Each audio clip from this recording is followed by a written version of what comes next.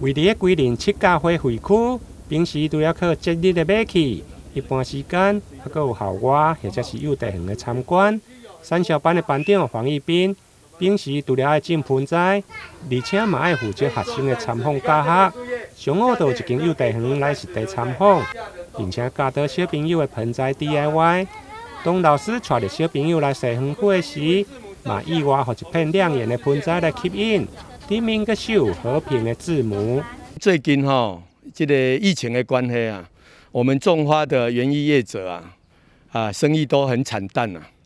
结果咱伫新闻顶悬看到咱世界各有的国家伫战争像咱这乌克兰伫战争，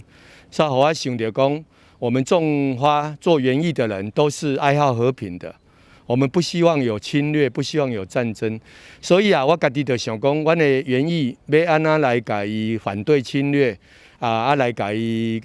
保庇咱遮的战争的所在的人会当平安。所以我才想着讲，乌克兰的国旗是蓝天跟黄色的金色麦子，就像我们一样，要希望有蓝天，然后下面的农作物长得很漂亮。所以我总要找到咱的盆栽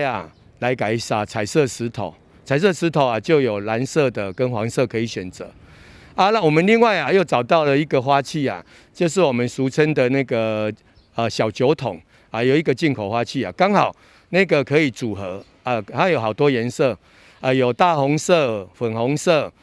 有白色、有黄色跟蓝色，所以我就把蓝色跟黄色组合起来，刚好可以放一个仙人掌。